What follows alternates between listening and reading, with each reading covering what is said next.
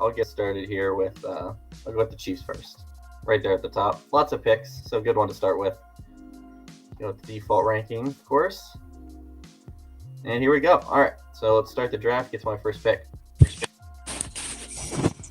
See, TJ just went first in this one. You got Jermaine Johnson, Mont Gardner, Neil Garrett Wilson. Ooh, wow, that's early for Kenny Pickett there. All right, let's see. Malik Willis went to the Seahawks. All right, we can't take too long with this. We got a lot of teams to go through. Let's see who's available here at pick 29. We got some good options here to start off with. We got Zion Johnson's great value here, I think, but they obviously don't need offensive line, don't need quarterback, still don't need offensive line. So I think my first pick, you know what? The thing is, the Chiefs have two back-to-back picks here, right? So I can get two guys back-to-back that if I like both of them. And I do. I think this fits both. This is kind of like a perfect. I think I'm going to go Drake London and Elam right there back-to-back for the Chiefs. I think that is just so perfect. What do you think? All right, what do you think of that, Jonathan? So they went Elam and London right there.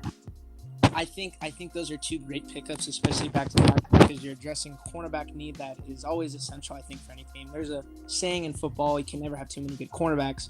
And then, of course, the 6'5" monster out of USC. I really liked his physique and everything about him this past season. I mean, everything, the physical attributes, the statistics, it all fit together. And had a really good season at USC until he broke his ankle, unfortunately. I'm pretty sure he recovered from it, though. And he reminds me a little bit of Calvin Johnson. I don't want to speak too soon, but the frame's there, the stats are there, the jump ball, 50-50's there. I don't think the athleticism's there, but...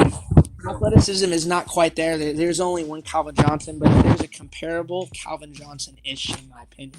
Potential, right. A lot of potential. I'm not the biggest Drake London fan, but I think that he is definitely someone who is worthy of consideration there in the late first, especially for a team like the Chiefs.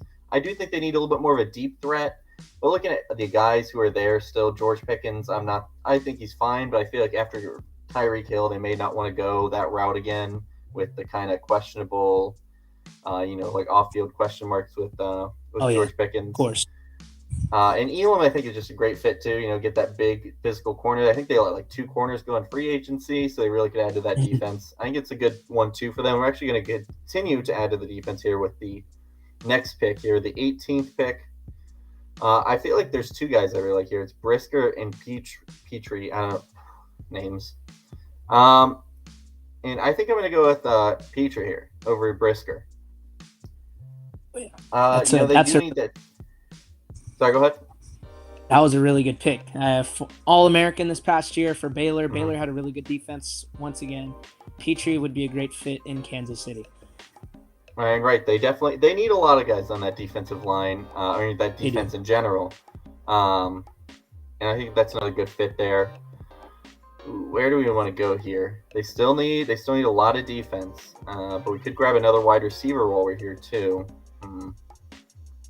Very tempted to grab Marvin Leal. I mean, the upside there is really high. It's a lot of question marks, though. A lot of question marks.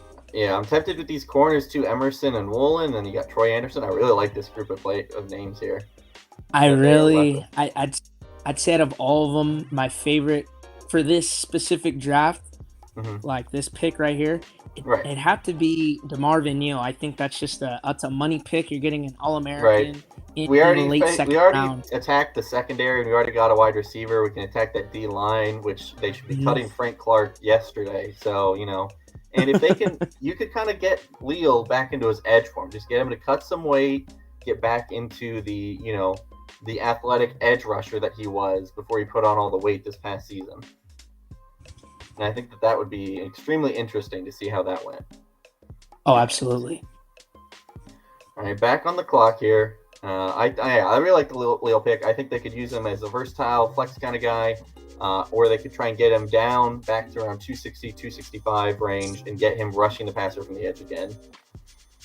What do we want to do here? I think what I want to do is get someone actually to pair. Let's attack that defensive line again, get someone who's on the opposite range. Let's get Myjai Sanders here. I like that pick a lot. Purely edge. Pair him with Leal. Now where do you want to go? Oh, here we go. This is easy. You need your speed element. get another guy who might yeah. provide it. Tyquan Thornton, Thornton. right there. Yes.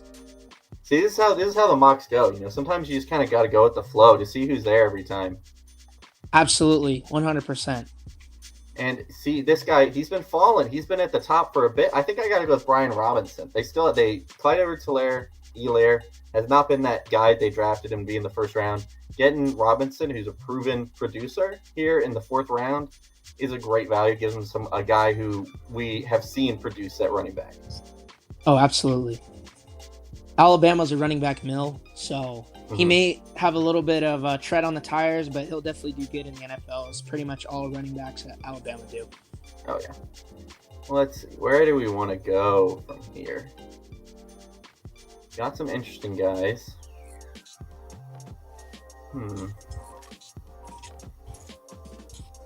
Yeah. I feel like Kellen Dice should be a very nice, just kind of like a shot in the dark. I thought he did.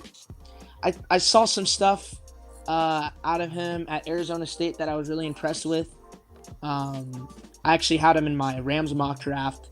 I feel like at this round, it's all just kind of based on potential because, the consistency isn't quite there as the first two rounds. No, it's tough to get any kind of starters from these rounds at all. I'll take you there. I'll take these things. Let's see. And this is where it starts to get a little more random. Who's still sticking around at this point? And we don't have no picks for a bit here. It's almost I feel like once you get past the fifth round, it is really best player available. I think that's why last year I was so surprised when Trey Smith actually fell to the Chiefs because I thought he had a fantastic career. Yeah, it really was. I thought he did fantastic at Tennessee. Same with Creed Humphrey too. He had a great career at Oklahoma. It is all injury questions, and the draft. It's a gamble. I think that's why we all like it so much. I feel like deep down, you're absolutely right. Like taking that gamble. And this is where it's like, ooh, who do I recognize? You know what? I like this guy a lot. I feel like he's too low here. Daniel Bellinger. I'm a fan. He's super athletic. His tape was solid. I think he's a little low. I think we need to move him, but very intriguing. I go to San Diego State. Daniel Bellinger is a great tight end. I think better potentially than Gavin Escobar. I just don't think he's rated as high, unfortunately. Right. I don't think he's rated super high. I think that he's going to be a really good value for a team. He was super athletic at the combine. I think he's second most athletic behind Jelani Woods. I would be very intrigued by him. Him and Isaiah Likely, I think, are my two top tight ends. I also like Jeremy Ruckert. I just like his build. And right, he's a lot more of the blocking guy than the pass catcher. I might grab Caleb Ellaby here. Just, dart throws at this point. And let's grab another tight end, another athletic boy, Chigoziem Okonkwo. And we'll finish it off with Kyle Phillips. All right, let's take a look at our results here. All right, what are your thoughts? You look at this draft. How do you rate the Chiefs here? I give it a B+. And all right. I just say perhaps if we had gone tackle maybe a little earlier, perhaps we would have gone after the tackle to UCLA, Sean Ryan. I think that's how you pronounce his name. Over Brian Robinson.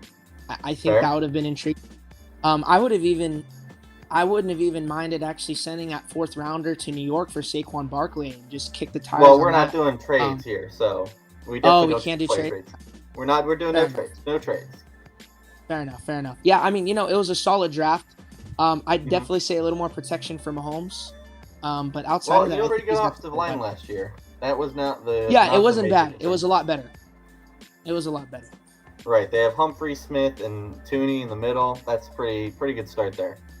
And I think they have some guys at tackle too because they still have Orlando Brown. They tagged him. Yes, they have Orlando Brown. They're going to start Niang at right tackle, so they have a pretty good offensive line. I don't think that's a high priority. I think if you're drafting anyone, you're drafting a guy to sit on the bench. So I didn't want to draft it high. I want to draft guys who could produce in year one in these first 4 rounds. Got Kellen East there as the guy to maybe develop a little bit, see if Orlando Brown walks, maybe you have him ready to start if you need him to.